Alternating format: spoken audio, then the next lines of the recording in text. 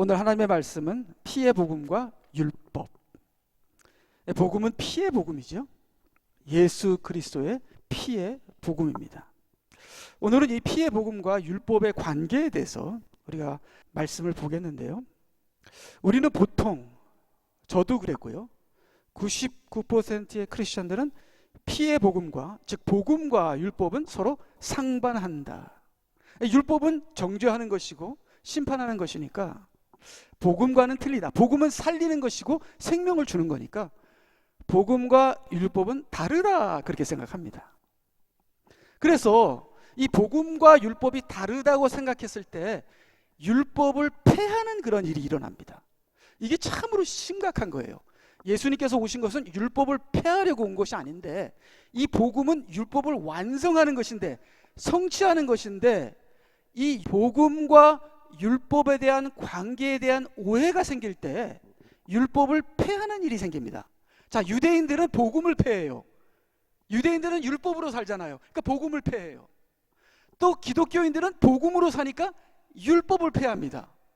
그래서 참으로 안타깝게 복음하다가 율법을 폐해버려요. 그래서 교회마다 안타깝게, 우리 교회도 마찬가지입니다. 여러분 어느 교회를 가더라도 기독교의 거룩성, 기독교의 도덕성이 아주 많이 무너져 있습니다. 참으로 안타까워요. 저는 어쩔 때는 깜짝 놀랍니다. 이게 간증을 들을 때, 설교를 들을 때 깜짝 놀랍니다. 이거 어떻게 된 거야? 내가 잘못 생각하고 있나? 도대체 어떻게 돌아가는 거야? 제가 한 번은 이제 연예인들의 한 연예인의 간증을 듣고 재밌더라고요. 은혜가 되더라고요. 그래서 보니까 또 새롭게 하소서에서 이제 연예인들이 간증을 하셔서, 새롭게 하소서는 우리나라의 대표적인 간증 프로그램입니다. 그게 제가 어렸을 때 제가 새롭게 하소서를 라디오를 통해서 들었거든요. 그때 고은아 씨가 그때도 연예인이었어요. 연예인이 리더를 했는데 정말 우리나라를 대표하는 간증 프로그램이 새롭게 하소서예요. 그래서 제가 한 연예인의 그 간증을 듣고 제가 은혜를 받아서 또 다른 거 하나 들어볼까 하니까 이번에 엄정아, 우리나라의 대표적인 여자 가수 엄정아의 간증 시간이라서, 자, 이게 벌써 엄정아라는 이름이 나올 때부터 뭔가 내가 실망할 것 같아. 뭔가 좀 이상한 말이 나올 것 같아. 그래서 그분의 간증을 듣는데, 이 연예인들이 은혜 받은 건 맞아요. 그분들이 은혜 받았습니다. 그분들이 하나님을 체험했습니다. 그리고 하나님이 그분들을 사랑하십니다. 근데 이 기독교가 잘못됐어요. 강대상이 잘못됐어요. 복음을 가르치는데 율법을 폐해버려요. 복음이 있으니까 율법이 필요 없다 그래요.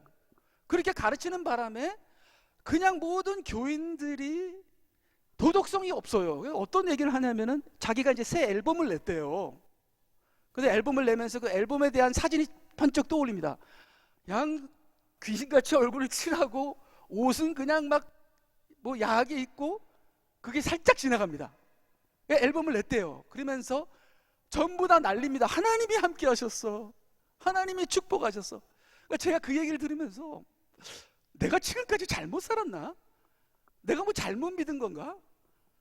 아니, 이렇게 세속적이고 하나님이 싫어하신 유행가를 새 앨범을 냈는데 하나님이 함께 하셨고 하나님이 기뻐하시고 하나님이 축복하시고, 왜 이렇게 이런 소리를 하지? 하나님이 싫어하시는 건데, 하나님이 싫어하신 건데 왜 하나님이 기뻐하시고 하나님이 하셨다 그러지? 아니, 왜 이래 사람들이, 왜 이래?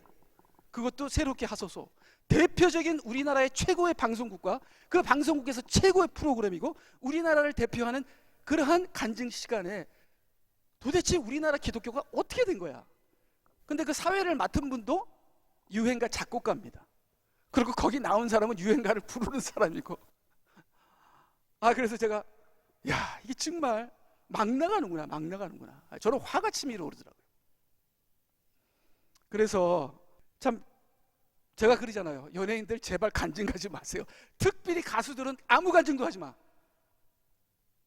그거 관두고 그 다음에 찬양만 할 때 그때 간증해. 제가 말씀드리는 것은 이 복음과 율법은 다르다라는 생각 때문에 복음을 강조하다 보니까 율법이 폐해지는 거예요. 율법이 폐해지는 거예요. 근데 오늘 하나님 말씀을 보면서 복음과 율법은 다르면서도 같아요. 또 같으면서도 달라요. 그러면 복음과 율법은 어떻게 같은가? 복음과 율법은 어떻게 다른가? 이거를 알아야만 우리의 구원의 문제가 해결이 돼요. 근데 복음과 율법이 왜 같은지, 복음과 율법이 왜 다른지를 모르기 때문에 구원이 헷갈리는 거예요. 왜? 우리가 구원을 알려면 구약을 가야 돼요. 구약을 가서 신약의 복음이 구약의 율법을 어떻게 성취했나를 알 때에 구원관이 뚜렷하게 쫙 열립니다. 그렇게 되면요, 구원관에 대해서 헷갈리지를 않아요. 근데 율법을 폐하고 구약을 무시하고 신약으로만 구원관을 얘기하니까 구원관이 굉장히 헷갈리면서 교단이 나뉘게 됩니다. 그래서 이 교단은 이렇게 얘기하고 이 교단은 이렇게 얘기하고 하면서 구원관이 서로 다르면서 어떻게 우리나라가 돈도 많이 벌고 잘 살고 물질이 풍부해지면서 점점 전체 교회 구원관이 물질주의와 세속주의로 바뀌면서 율법이 폐해버렸어요. 왜? 율법만 없으면 너무 좋으니까. 복음만 가지고 마음대로 사니까 앨범도 내고.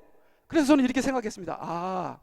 이 연예인들이 앨범 내는 거는 이제 우리가 가게 하나 하잖아요. 우리 여기 가게 하시는 분도 있죠. 가게 하나 할 때 제가 신방 가잖아요. 그래서 축복하잖아요. 하나님이 하셨습니다. 하나님이 축복해 주셨습니다. 이게 연예인들은 앨범 내는 게 그거랑 똑같아. 가게 하나 내는 거야. 이 사람들은 이 앨범을 자기의 사업이라고 생각하니까 하나님의 축복이라고도 생각할 수 있겠구나. 그렇지만 그 내용이 만약에 그 사업하는 것이 술 파는 거라면 리코스와 하나 냈어요. 우리 LA는 여기는 리코스와가 없지만 LA는 리코스와가 굉장히 많습니다. 많은 장로님들이 리코스와 합니다. 그것 때문에 문제가 있어요. 그냥 어디 가나 리코스와예요. 그러니까 리코스와를 할 때에 이걸 하나님의 축복이라고 할 것인가? 아닙니다. 제 아들이 리코스와를 열었어요. 그럼 제가 하나님의 축복으로 우리 아들이 리코스와를 했습니다. 오늘 하나님께 감사드립시다. 이러면 안 되는 거예요. 제가 사이드로 교회에서 월급이 얼마 안 나온다. 그러니까 저는 사이드로 리코스와 가게 하나 열었습니다. 하나님 감사합니다. 이렇게 해서도 안 되는 겁니다. 우리가 가난하고 먹을 게 없고 내 직업이 후지더라도 하나님은 전혀 상관 안 합니다. 하나님께서는 우리가 어떻게 거룩하게 구별되어 믿음으로 성령으로 사는지를 그걸 보십니다. 하나님의 영은 거룩한 영이시기 때문에요, 거룩한 곳에 축복을 하지 더럽고 부정한 곳에는 축복을 하지 않습니다. 자, 율법을 폐하면 얼마나 좋겠어요. 내가 이 짓을 하든 저 짓을 하든 이것을 하든 저걸 하든 무조건 아멘, 무조건 축복, 무조건 구원, 얼마나 좋겠어요. 근데 성경 말씀은 그렇지 않습니다. 복음과 율법은 같은 거예요. 복음과 율법은 같은 겁니다. 같으면서도 달라요. 다르면서도 같아요. 무조건 다르다 이렇게 되면 멸망으로 가는 거예요. 구원이 이루어지지 않습니다. 그러면 어떻게 같은지 어떻게 다른지를 알아야 구원받는 거예요. 그래서 오늘은 율법이 어떻게 같은지 어떻게 다른지 하는 것을 말씀을 통해서 보겠습니다. 그 다음을 보게 되면요, 자, 여기 구약의 율법을 봅니다. 구약의 율법은 두 가지로 되어 있어요. 계명과 제사법으로 되어 있습니다. 제사법은 뭐예요? 복음이에요. 복음. 그러면 구약의 율법은 뭐예요? 복음입니다. 제사법은 피의 복음이에요. 자, 그러면 이제 신약의 복음을 볼까요? 신약의 복음도 피가 들어있습니다. 구약의 복음도 피가 들어있어요. 신약의 복음도 피가 들어있어요. 근데 구약의 율법이죠. 구약의 율법은 피가 들어있어요. 구약의 율법은 계명이 들어있습니다. 그럼 신약의 복음은 계명이 안 들어있나? 계명도 들어있어요. 신약의 복음도 신약의 복음은 새 계명이 들어있습니다. 그렇기 때문에 구약의 율법이나 신약의 복음이나 같아요. 계명과 피의 복음, 신약의 복음도 예수님의 피와 새 계명 같은 겁니다. 같아요. 근데 같은데 달라. 여기에는 두 가지 다른 게 있어요. 두 가지 다른 게 찾아낼 수 있어요? 구약의 율법과 신약의 복음은 같은데 두 가지가 달라. 동시에 같으면서도 두 가지가 달라. 그게 뭘까요? 그거를 이제 보겠습니다. 자, 여기 보니까요, 히브리서 9장 22절에 보니까 율법에 따르면 거의 모든 것이 피로써 정결케 되나니 피 흘림이 없이는 죄사함이 없느니라. 아, 피의 복음, 예수 그리스도의 그 피의 복음은 구약에서 나온 겁니다. 우리가 피의 복음 하면 피의 복음은 예수님이지, 그건 신약이지, 구약은 아니지, 그렇게 생각을 하는데 그게 아니라는 것을 다시 한번 여러분 재확인해야 합니다. 저도 이거 히브리서 9장 22절을 이번에 보면서 맞아, 피의 복음은 구약의 복음이야, 구약의 복음입니다. 그러면 신약에서 예수님의 피로 구약의 복음을 완성한 겁니다. 성취한 겁니다. 그러니까 이 피의 복음은 예수 그리스도의 피의 복음인데, 이게 신약인데 그 구약에서부터 시작된 거예요. 그러면 복음은 구약의 복음인데 신약에서 예수님이 구약의 복음을 성취하신 거예요.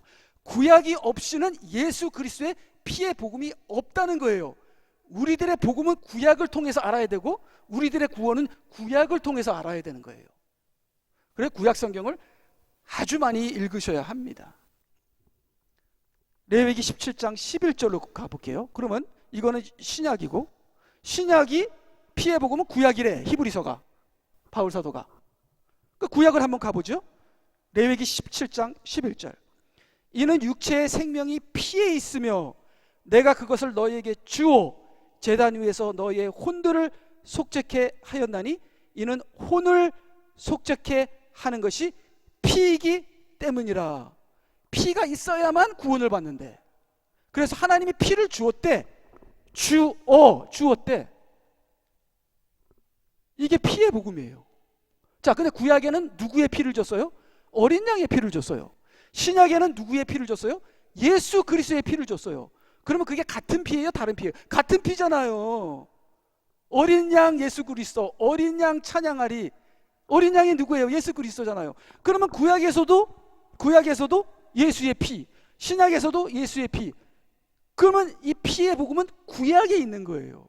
그럼 이게 뭐예요? 레위기 17장 11절에 율법이에요. 이게 율법. 율법 안에는 살리는 복음이 있습니다. 그리고 신약의 복음 안에는 지키라는 계명이 있어요. 그럼 복음이나 율법이나 다 같은 거예요. 같은 거. 근데 뭐가 다르죠? 다른 걸 또 알아야 돼요. 그러니까 지금 문제는 다르다는 게 문제예요. 율법과 복음을 다르게 생각해요. 어느 누구나 다르게 생각해요. 다르게 설교해요. 다르게 가르쳐요. 다르게 믿어요. 그래서 율법이 무너졌어요. 폐해졌어요. 사람들이 율법을 상관 안 해요. 지멋대로 살아요. 그게 기독교의 심각한 문제입니다. 앞으로 예수님께서 재림했을 때, 사람들이 주님 앞에 딱 섰을 때, 저는 이것도 했고요, 저것도 했고요, 이것도 했고요, 불법을 행하는 자라, 하나님의 질서대로 말씀대로 율법을 지키지 않은 너희는 내게서 물러가라, 나는 너를 모르느니라. 심각한 한국 기독교의 우리들의 저와 여러분의 문제가 복음과 율법이 다르다고 생각하는 착각 때문에 그렇습니다. 복음과 율법은 같은 거예요. 같은 거예요. 복음 안에는 율법이 들어있고 율법 안에는 복음이 들어있어요. 보셨죠? 율법 안에 복음이 들어있다는 것. 자, 그러면 다시 여기 돌아와서 구약의 율법과 신약의 복음이 같은 건데 근데 달라요. 뭐가 다르죠? 자, 여기는 구약의 율법은 계명인데 예수님의 신약의 복음은 새 계명이래. 구약의 율법은 계명이고 신약의 복음은 새 계명입니다. 이게 다른 거예요. 자, 그러면 구약의 율법은 어린 양의 피인데 신약의 복음은 예수의 피예요. 이거 다릅니까? 예, 달라요. 어린 양의 피는 뭐예요? 모형이에요, 모형. 근데 예수의 피는 뭐예요? 실체입니다. 실체. 자, 다르죠? 달라요. 자, 한 가지 얘기했어요. 자, 그럼 한 가지가 또 있어요. 구약의 율법과 신약의 복음이 다른 또 한 가지가 있어요. 뭔 것 같아요? 여기 보니까 순서가 바뀌었어요. 순서가. 잘 보시죠? 구약의 율법은 계명 먼저, 그 다음 제사법, 그 다음에 신약의 복음은 피 먼저, 그 다음에 계명 다음. 자, 잘 보세요. 구약의 율법은 계명 먼저, 그 다음에 피의 복음 다음. 신약의 복음은 피 먼저, 그 다음에 새 계명 다음. 자, 구약의 율법에서는요, 계명을 지키라 먼저 그럽니다. 먼저 그래요. 계명 지키라. 너 교회 나가, 기도해, 말씀 읽어. 우리가 먼저 계명을 던져요. 근데 지키는 사람 아무도 없어. 지키려고 폰만 잡지만 안 돼. 그래서 피의 복음을 줍니다. 구약의 율법은 실체가 아니라 모형이기 때문에 다 실패합니다. 다 실패해요. 구약의 율법은 신약의 복음과 똑같은 건데, 이건 모형이고 이건 실체이기 때문에 모형으로 하게 되면 다 실패. 다 실패. 근데 실체가 와서 피를 흘려버려. 예수님께서 피를 흘려버려. 그 다음에 내가 너를 사했고 내가 너에게 성령을 주노니 계명을 지켜라 그럽니다. 계명을 지킬 수 있는 모든 것을 다 깔아놓으시고 그 다음에 계명을 지키라고 해요. 그래서 신약의 복음에서는 계명을 지킬 수가 있고 구약의 율법에서는 계명을 지킬 수가 없어요. 그렇지만 이 두 가지는 똑같은 거예요. 똑같은 거예요. 자, 그러면 다시 한번 설명을 해보게 되면요, 그 다음 보게 되면, 자, 구약과 신약이 있습니다. 구약은 율법이고 신약은 복음이에요. 근데 같은 약입니다. 구약은 옛날 약, 신약은 지금 약. 그러니까 약속이란 뜻이죠. 옛날 약속과 새 약속, 약속은 똑같아요. 근데 옛날 약속은 율법이라고 하고 예수님이 주신 새 약속은 뭐예요? 복음이라 그래요. 그러니까 같은 거예요. 같은 거예요. 자, 여기 보니까요, 그는 새 언약의 중보자이시니 예수 그리스도죠. 이는 첫 언약 때 첫 언약의 중보자는 누굽니까? 모세죠. 모세와 예수님은 둘 다 같은 사람이에요. 모세도 100% 사람, 예수 그리스도도 100% 사람. 그러나 예수 그리스도는 죄 없으신 분이고 모세는 문제가 많은 분이고 저도 문제가 많은 사람이고, 그러니까 목사나 사람을 중보자로 하면 안 되겠죠. 오직 예수 그리스도만 우리가 중보자로 모셔야겠죠. 그렇지만 언약은 같은 언약입니다. 중보자는 같은 사람 중보자입니다. 그렇기 때문에 구약의 율법과 신약의 복음은 같은 거예요. 같은 거예요. 자, 그는 새 언약의 중보자이시니 이는 첫 언약 때 범죄한 것들을 구속하시려고 죽으심으로써 부르심을 받은 자들로 영원한 유업의 그 약속을 받게 하시려는 것이니라.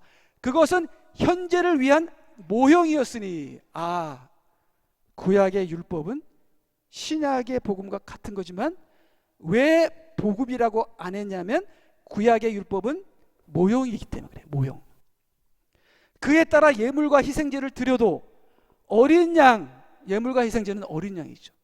아무리 어린 양을 드려도 템포럴리 일시적인 용서함은 있어도 온전한 용서함은 없다는 겁니다.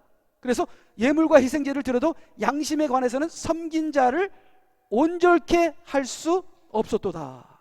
그래서 같은 언약이고 같은 중보고 같은 거지만 이 새 언약은 실체이기 때문에 옛 언약은 모형이기 때문에 그래서 거기서 차이가 나면서 옛 언약은 새 언약을 포인트하는 것이고 새 언약은 옛 언약을 성취하는 것이고 옛 언약은 새 언약을 포인트하는 것이고 새 언약은 옛 언약을 성취하는 것이고, 근데 이 패러다임, 이 이스라엘의 역사, 이스라엘의 명절, 이스라엘의 출애굽 같은 걸 보게 되면 구원의 패러다임이 보여요. 그리고 모형들을 봤을 때 우리가 이해하기 쉬워요. 자, 여러분, 신약은 이 모형들이 영적화돼서 영적인 말로 해요. 자, 그러면 그 다음을 우리가 보겠습니다. 그 다음을 보게 되면요. 예. 자, 그래서 첫 언약은 어린 양의 피입니다. 자, 이게 율법이에요. 그건 모형이고 그 모형인 동시에 예언이었어요. 어린 양은 예언입니다. 새 언약, 이거 복음이에요? 예수의 피예요. 이건 실체고 성취입니다. 성취. 그래서 우리는 구약의 언약을 성취해야 돼요. 그러니까 우리가 구약을 읽으면요, 예언을 해요. 그럼 우리가 그 구약을 듣고 성취해야지. 내가 예수님도 성취하셨고 나도 성취해야 돼요. 성취해야지 하면서 구약의 패러다임, 구약의 이야기를 보면서 내가 성취하는 거예요. 구약을 성취하는 거예요. 그러면 내 복음이 완전해지면서 내 구원이 완전해지는 거예요. 무슨 말씀인지 아시겠죠?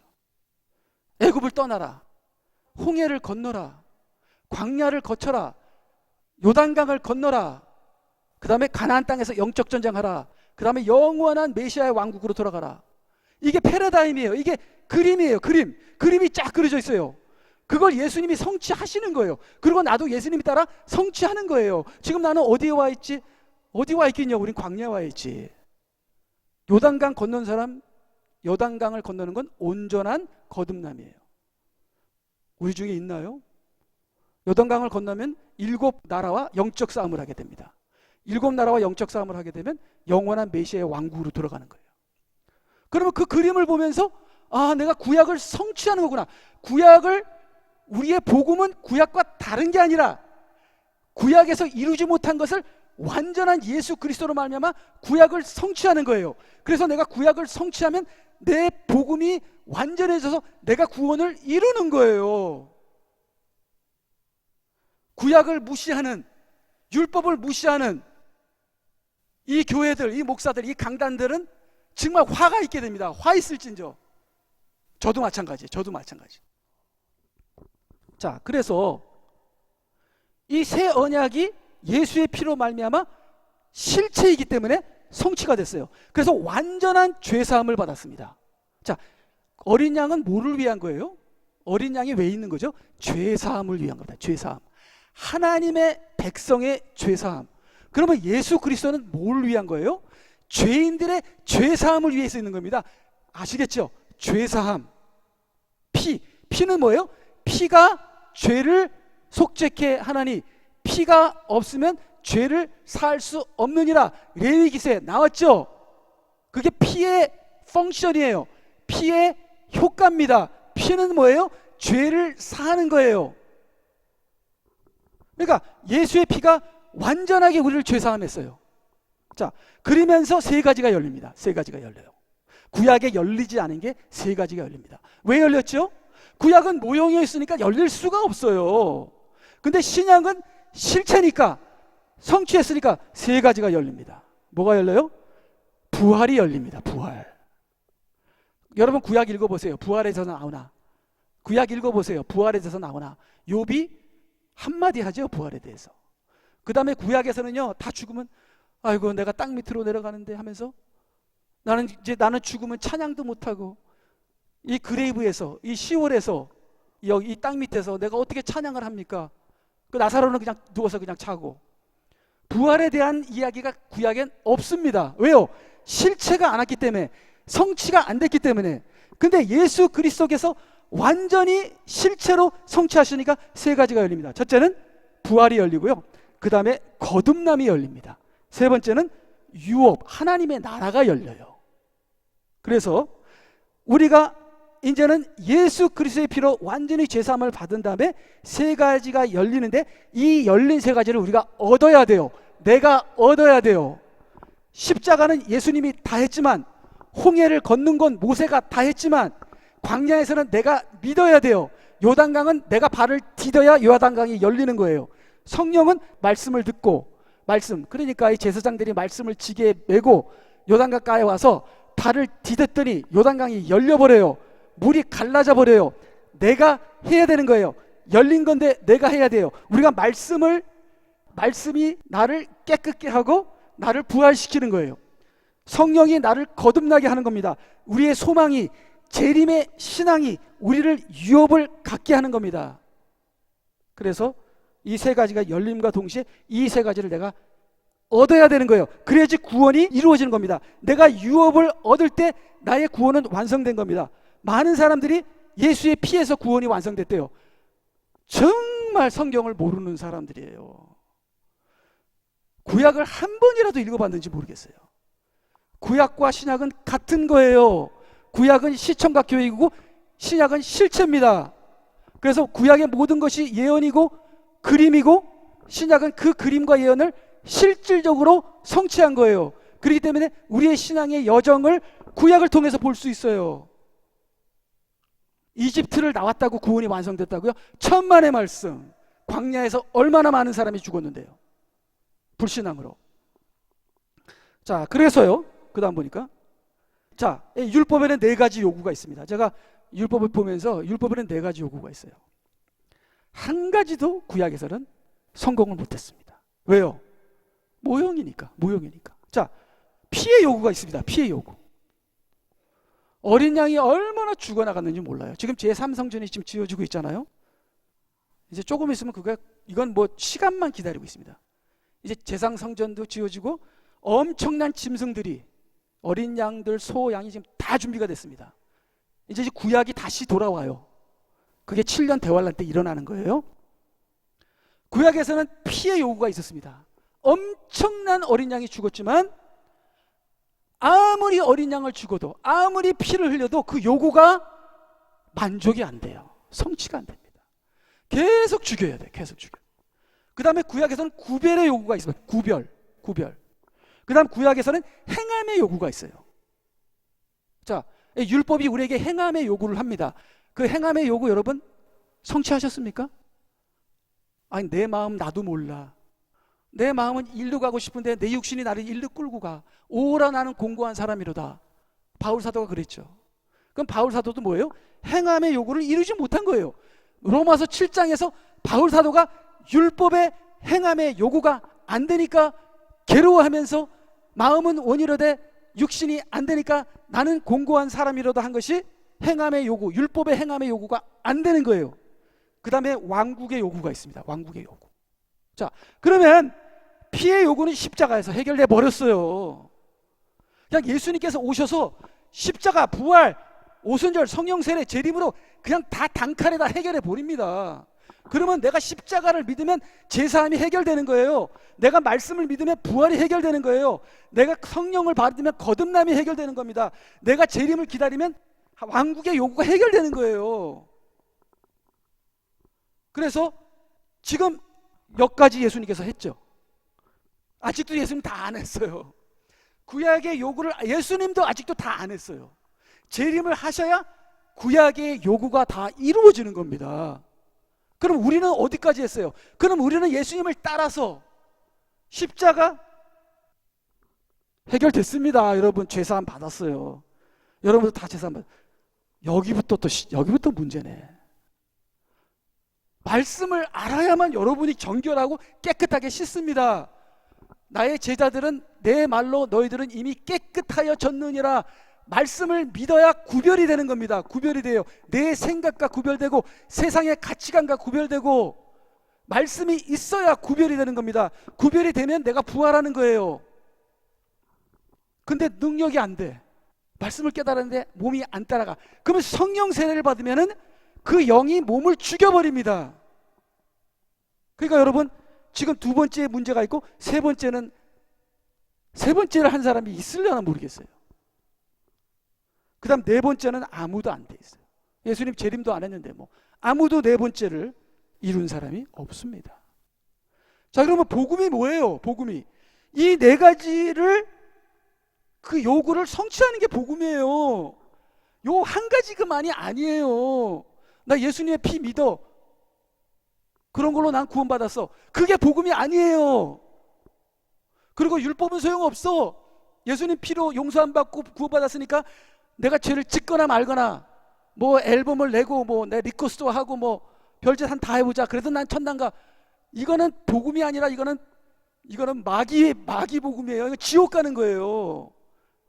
이 네 가지의 율법의 요구를 신약에서 성취했을 때 예수님이 성취한 것을 내가 내 것으로 만들 때 나의 이게 복음이고 이 전체가 복음이고 이 전체를 했을 때 구원을 받는 거예요. 자, 구원은 어디 있어요? 맨 밑에 있어요. 그러면 여러분 구원 받았습니까? 아니요, 아직 안 받았어요. 구원은 예수님께서 재림하시면 그때 구원 받죠. 그럼 지금 뭐 받은 거예요? 죄사함 받은 거예요. 그럼 죄사함 받은 건 구원 받은 겁니까? 예, 구원 받은 거죠. 죄사함도. 죄사함을 받으면 하나님의 자녀가 돼요. 구원을 받은 거예요. 근데 구원의 시작이에요. 구원이 완성된 게 아니에요. 무슨 말인지 아셨죠? 제가 이 설교는 지금 5년째, 10년째 하는 거니까 여러분 귀가 따갑게 들으셨을 줄 믿습니다. 여러분 나가셨을 때 다른 사람이랑 얘기할 때 제가 지금 얘기하는 것처럼 얘기하세요. 구원이 뭔지, 구원의 시작이 뭐고, 구원의 과정이 뭐고, 구원의 완성이 뭐고, 구원은 뭔지, 구원은 유대인들의 7명절이라는 거, 4가지의 율법의 요구라는 거, 그걸 여러분 깨달으세요. 뼛속 깊이 깨달으세요. 그리고 증거하세요. 여러분의 구원의 그림이 있어야 됩니다. 자, 그럼 복음이란, 구원이란, 그 다음 볼까요? 복음이란 구약의 4가지 요구를 예수님이 모두 성취하시는 것이다.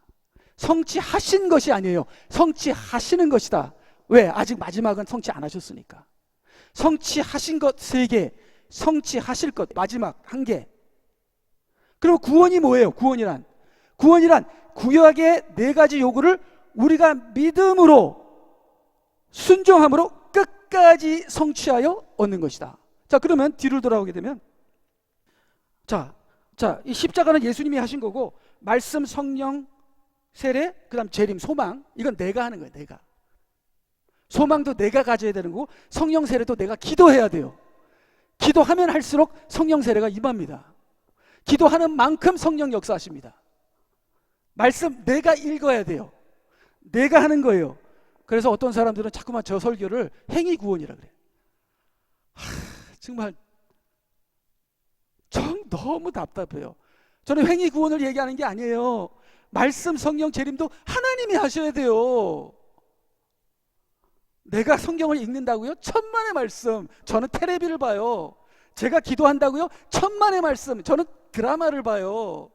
제가 재림을 기다린다고요? 천만의 말씀. 저는 예수님이 안 오셨으면 좋겠어요. 저는 그냥 큰 돈이 많고 막 부자로 살다가 그냥 떵떵거리며 살고 싶어요.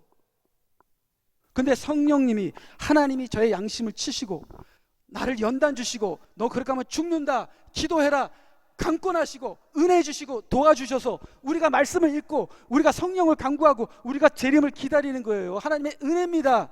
모든 게 하나님의 은혜고 모든 게 하나님이 하시는 것이고, 그렇지만 동시에 나도 해야 되는 거예요. 이건 행위 구원이 아니에요. 이게 복음은 율법이고 율법은 복음인 거예요. 그 2가지를 다 알아야 되는 거예요. 율법을 무시하는 복음은 그건 복음이 아닌 거예요. 그래서요, 그 다음에, 자, 여기 보니까요, 그리스도께서 많은 사람들의 죄들을 담당하시려고 한 번 들여주셨고, 이게 뭐예요? 초림이잖아요. 초림, 십자가잖아요. 십자가는 뭐 했다고요? 죄들을 담당하시려고. 그 십자가는 뭐예요? 죄사함이에요. 죄사함. 죄를 사해야 하나님의 백성이 되는 거예요. 그게 시작이에요. 거기서부터 모든 것이 다 열리는 거예요. 죄가 있으면 하나님과 우리가 원수가 되는 거예요. 하나님과 우리 사이에 벽이 생기는 거예요. 아무것도 안 돼요. 예수님께서 대속하심으로 우리의 죄를 사심으로써 우리가 하나님의 자녀가 되어 모든 것이 열리는 거예요. 아담이 모든 게 열렸었잖아요. 선악과를 따먹으면 모든 것이 막혀버렸잖아요. 그걸 예수님의 피로 모든 것을 다시 열어주신 거예요. 근데 아담이 열린 것보다 우리는 엄청난 게 열렸어요. 그 3가지가 아담과는 비교할 수가 없는 거죠. 첫 번째 아담과 2번째 아담은 또 다른 거예요. 율법과 복음은 다른 겁니다. 같지만 다른 거예요. 2번째는 자기를 바라는 자들을 구원에 이르게 하시려고 죄 없이 나타나시니라. 이거 재림이잖아요. 그럼 언제 구원받아요? 초림 때 구원받아요? 노. 재림 때 구원받습니다. 무슨 소리인지 아시겠죠? 자, 지금 우리가 구원받았습니까? Yes and no. 하나님의 자녀로 구원받은 건 맞지만 이 몸뚱아리, 이 생각, 이 자세 하나도 구원받지 않았어요. 이 안에 육신이 있습니다. 이 안에 엉뚱한 생각이 있습니다. 이 몸이 이상한 데로 가요.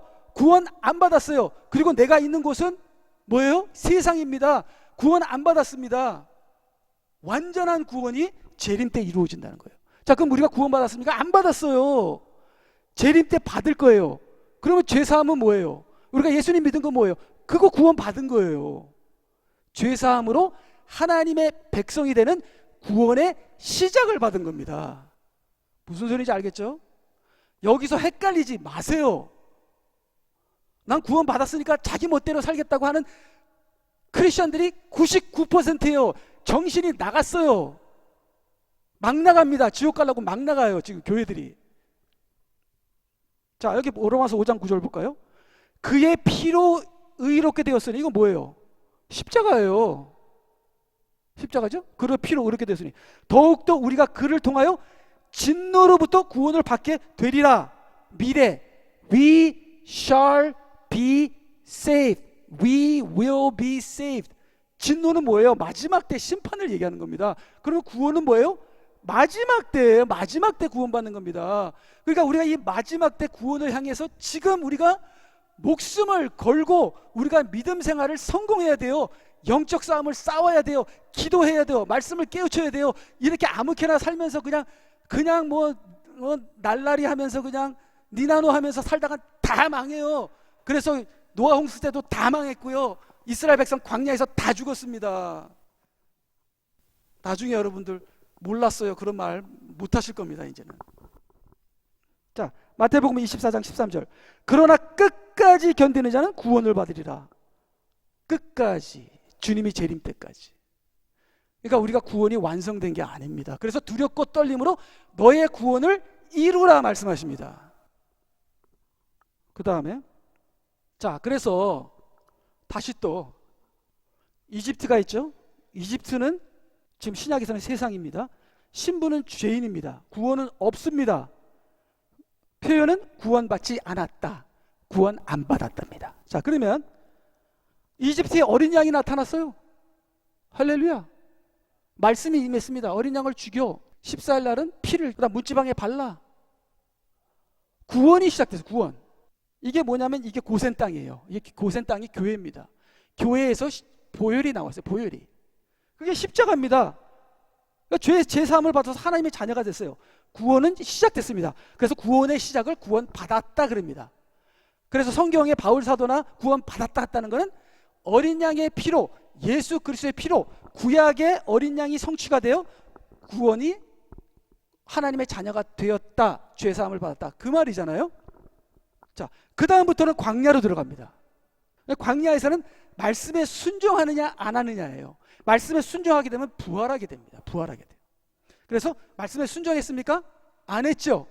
다 죽었죠. 2세들이 나왔죠. 그 2세들이 부활한 거예요. 1세들은 다 죽었어요. 우리의 1세는 다 죽여야 돼요. 우리의 2세는 새 사람입니다. 우리의 1세는 옛 사람인 거예요. 그래서 구약에서는, 이 광야에서는 말씀에 순종하느냐에 따라서 부활하느냐 부활하지 못하느냐가 달려 있습니다. 그게 연단이에요. 그게 구원의 과정입니다. 그래서 성경에서는 뭐라 그러죠? 두렵고 떨림으로 너의 구원을 이루라. 구원을 받았다, 구원을 이루라. 그러니까 가나안 땅에 들어가죠. 가나안 땅에 들어갔다는 것은 성령을 받았다는 거예요. 요단강을 건넜으니까. 그걸 거듭난 백성들이에요. 거듭나야 영적 전쟁을 합니다. 여러분 영적 전쟁 못해요. 성령을 받아야 하는 겁니다. 여러분, 내가 나의 남편을 좀 참아보자, 내 아내를 참아보자 해서 참아지는 게 아니에요. 성령의 기름 부음이 있기 때문에 우리가 온전한 거듭남으로 행함의 요구가 이루어지는 거예요. 행함의 요구가. 그게 구원을 이루는 과정이에요. 그게 우리의 믿음이 온전해졌다는 거예요. 근데 아직 완전한 건 아니에요. 완전한 건 뭐예요? 왕국에 들어가요. 왕국. 예수 그리스도의 재림을 통한 왕국에 들어갔을 때 우리의 구원이 구원받은 자가 되고 완성된다. 자, 그래서 이 재림의 구원을 받을 것이다, 그렇게 미래로 얘기해요. 받을 것이다고. 그래서 성경에 이런 말이 있잖아요. 용서를 받았다, 용서를 받아라, 용서를 받을 것이다, 이렇게 세 가지가 나와요. 성경에 구원을 받았다, 구원을 이루라, 구원을 받을 것이다, 이렇게 나와 있습니다. 그래서 여러분, 우리 구원 받았잖아요. 구원 받았죠? 구원을 이루셔야 합니다. 그리고 구원을 완성하셔야 돼요. 우리가 구원이 완성된 게 아니에요. 이러다가 구원을 잃어버릴 수도 있습니다. 그래서 구원을 잃어버릴 수 있느냐 없느냐에 대해서 너무나 많이 싸워요. 너무나 많이 싸우는데 김구원 목사님은 그러시더라고. 아니 뭐 그걸 걱정하냐고. 성경에 보라고. 배도한 사람이 한둘이냐고. 배도한 사람이 수두룩하다고. 근데 구원을 안 잃어버린다고? 맞습니다. 맞아요. 여러분, 배도하면요. 그러니까 저는 어저께도 뭐 기도할 때 항상 내가 이렇게 나가다가 짐승의 표 받는 거 아니야? 총이 여기 오면은 우리 애들 다 짐승의 표 받을 것 같아. 그리고 나라고 뭐 안 받을 것 같나? 그러니까 두렵고 떨림으로 구원을 이루어서 성령을 받게 되면 이기는 겁니다. 이기는 겁니다. 베드로가 3번 예수님을 부인했지만 성령 받은 다음에 거꾸로 십자가에서 거꾸로 매달아도 예수님을 부인 안 했어요. 성령 받으니까 율법을 완성해 버립니다. 세상이 두렵지가 않아요. 그러니까 우리가 마지막 대환란이 오기 전에 지금 빨리 이 성령을 받아야 돼요. 성령 충만. 기도로 말씀으로 부활하고 성령으로 거듭나야 되는 겁니다. 우리가 지금 거듭나는 과정에 있죠. 여러분도 지금 거듭나는 과정에 있습니다. 제가 말하는 건 온전한 거듭남을 얘기합니다. 지금 우리 모두가 지금 거듭나는 과정에 있는데 온전한 거듭남에 아직 도착하지는 못했다. 우리가 온전한 거듭남으로 성령이 충만하여 세상을 이기는 자가 되어야 한다는 것입니다. 자, 그래서요, 그 다음을 보게 되면, 자, 이제는 뭐 다 끝났습니다. 자, 이제 피해 요구에 대해서, 율법의 피해 요구에 대해서 우리 성경 말씀을 그냥 읽음으로써 마치겠는데요. 아까 그 5가지를 읽고 마치겠는데요. 그는 그 일에 죄를 지었다고 자백해야 할 것이요, 그가 지은 자기 죄를 위하여 그는 주께 속건 제물을 가져와 하리니 어린 양이나 염소 새끼를 속제물로 드릴지니라. 번제물로 드릴지니 그 사람이 지은 죄 때문에 제사장이 그를 위하여 속죄하면 그가 용서함을 받으리라. 피가 필요하다는 거예요. 피가. 죄 지은 사람들은 피를 흘려야 돼. 율법이 요구하는 거예요. 근데 피를 흘리면 여기 보니까 용서함을 받으리라. 용서한대. 그래서 그 당시 구약에서 피를 흘리면서 많은 사람들이, 민족들이 용서함을 받았어요. 그게 뭐예요? 피의 복음이에요. 근데 이거는 모형이라. 그래서 메시아가 오시면 실체가 와서 여러분들 다 온전한 죄사함이 올 겁니다 하고 메시아를 기다렸잖아요. 메시아가 와서 이 피의 요구를 성취해 버리셨잖아요. 자, 그러면 그 다음에 이건 거룩의 요구입니다. 거룩의 요구. 거룩의 요구를 어떻게 하지? 거룩은 뭡니까? 거룩은 구별이에요. 여러분, 거룩을 조금 잘못 생각하시면 너무 힘들어져요. 근데 거룩을 구별이라고 생각하면 쉬워집니다. 어떻게 구별하지요? 생각이 바뀌면 돼요. 생각이. 말씀입니다. 말씀으로 우리가 거룩해지는 거예요. 자, 보면은 그러므로 너희 자신들을 성결하게 하고 너희는 거룩하라. 나는 주 너희 하나님이니라. 이게 율법의 거룩의 요구입니다. 자, 그러면 너희는 나의 규례들을 지키고 말씀을 지키라는 거예요. 그것을 행하라. 나는 너희를 성결케 하는 주니라. 말씀을 지키면 어떻게 돼요? 성결케 된다는 겁니다. 자, 그러면 여기 보니까 에베소서 5장 26절, 이는 그가 교회를 말씀에 의한 물로 씻어 성결케 해서 거룩하게 하시고 깨끗하게 하사. 그래서 저희들이 말씀을 깨닫고 아멘 아멘, 그리고 내 생각을 바꿔야지. 세상에 있는 건 모든 것이 다 거짓이다, 하나님의 말씀이 진리다 하면서 이 생각을 바꿔서 내 마음이 말씀으로 평안을 얻을 때, 확고해질 때 우리가 깨끗해지는 거예요. 부활하는 거예요. 거룩해지는 겁니다. 근데 몸은 안 따라줘. 그때 성령을 받아야 되는 거예요. 자, 그러면 그 다음에 행함의 요구. 행함의 요구. 자, 그러므로 너희는 나의 규례들과 나의 명령들을 지키라. 어떤 사람이 이것을 행하면 그는 그것들로 살리라. 행하면 산다는 거예요. 행함의 요구. 근데 이게 지켜져야 말이지. 지켜져야 말이지. 율법의 행함의 요구는 있는데 안 지켜지는 거예요. 행함의 요구는 메시아가 와야 돼. 메시아가 와야 돼. 그러니까 유대인들이 메시아를 만나야 돼요. 유대인들 메시아 못 만나면 구원 없어요. 행함의 요구가 이루어지지 않는데 어쩌겠어요. 자, 그러면 에스겔 36장 27절 보니까 행함의 요구를 어떻게 해결할 것을 예언을 하십니다. 또 내가 나의 영을 내 안에 두어 너희로 나의 규례들을 행하게 하리니. 행하는 건 영으로 되는 거구나. 영으로 되는 거예요. 영으로. 너희가 나의 명령을 준수하고 행하리라. 메시아가 오면은 성령을 부어줄 건데 그때는 행함의 요구가 일어날 거야. 그래서 예수님이 오셔서 갈라디아서 5장 16절, 내가 이것을 말하노니 성령 안에서 행하라. 그리하면 너희는 육신의 정욕을 이루지 아니하리라. 성령을 따라가게 되면 육신도 이기고 죄도 이기고 행함을 하게 된다는 겁니다. 그래서 율법의 행함의 요구가 신약에서 이루어지는 것이죠. 이렇게 해서 우리가 복음을 받아들여야지 요거 5장 16절만 하게 되면 엄청나게 헷갈려요. 방향도 못 잡고. 그 다음에 네 번째 무슨 요구예요? 왕국의 요구. 자, 우리 사무엘하 7장 12절 보니까 내가 내 몸에서 나올 내 씨를 뒤에 세우고, 이게 다윗에게 얘기한 거죠.